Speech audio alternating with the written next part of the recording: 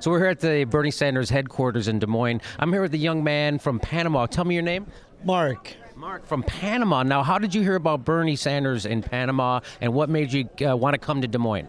Well, I was at work last year, and I saw a YouTube video called Bernie Sanders, the President We Need. And the moment I saw that video, I knew something was happening. We were at 1% in the polls, but I knew something was happening. And after researching his story and I saw that everything he said was true, I was sure we were going to win, and I was already scheduling my trips to come here. No kidding, no kidding. Now, you're also a fan of the Young Turks, right? You watch the Young Turks online. Now, how long, when did you become exposed to them, and what do you think of them? Great question. I started watching the Young Turks because of your publications on Bernie Sanders, and because you guys have different perspectives and you actually acknowledge his points and elaborate on them.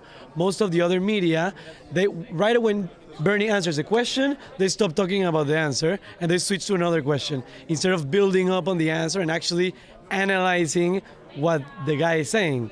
And that's why I like the Young Turks. Okay, fantastic. And so you coming from Panama all the way to Des Moines, that seems like such a crazy thing to do. Like, most people won't cross the street to help somebody politically. Now, have you always been politically active, and what was it that made you want to get on a plane and come here?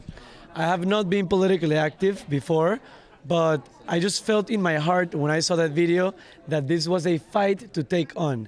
And I see too much things that are hypocritical around the world, and I don't like that. But when you give someone a true fight to take, I'm gonna take it. And it was just 3 flights and $700 ticket. So how would I not come? You know, how would I not be part of this revolution?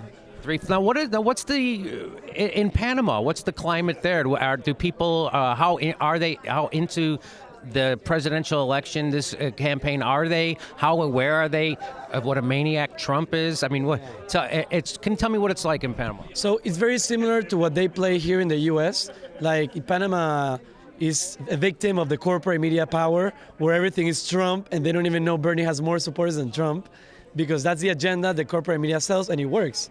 So they don't know much, but it would be very good for Panama if Bernie become the president, simply because we need a U.S. that wants to help people around the world, and not just more warmongering, more infiltrating people to take away governments.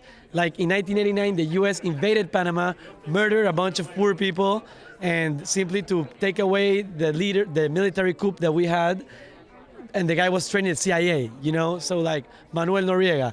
So it's like, you know, we don't need more of that, basically. And so what has your experience been? How long have you been here, and what has your experience been working for Bernie?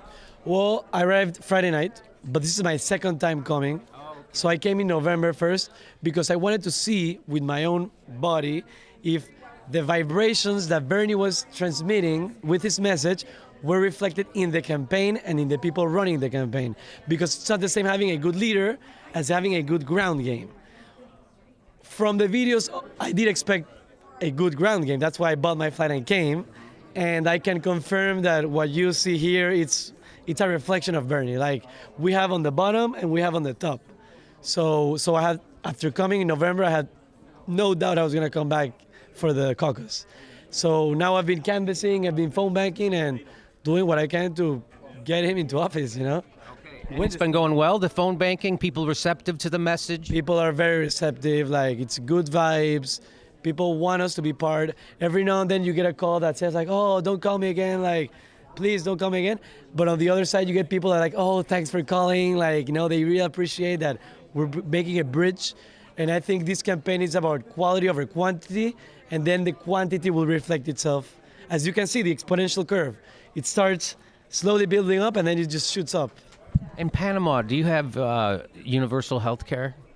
We do, but it's really bad. Like, the quality, it's terrible. Like, it's not good at all. Like, we have a health crisis actually in Panama. It's really sad. And the corruption in the government, like, the government in Panama works very similar to the government here. We have a 2-party system. You need hundreds of millions of dollars to compete. Like, it's very similar to here, and it was established by the people here. Yeah, you know? So it's corrupt. So it's not corrupt. It's very corrupt. So it's very sad. So you have a political system that's, again, it's responsive to its donors and not its voters? Exactly, on point. When I started listening to Bernie, I realized how connected the American system is to the Panamanian system, and how the best way for me to change the Panamanian system is to fight here. Like, there's no point in fighting in Panama because our ex-president, who stole billions of dollars, is hiding in Miami. Like, he's hiding under the corporate American pocket. So how can I truly fight the people in Panama when there's a bigger power here protecting them?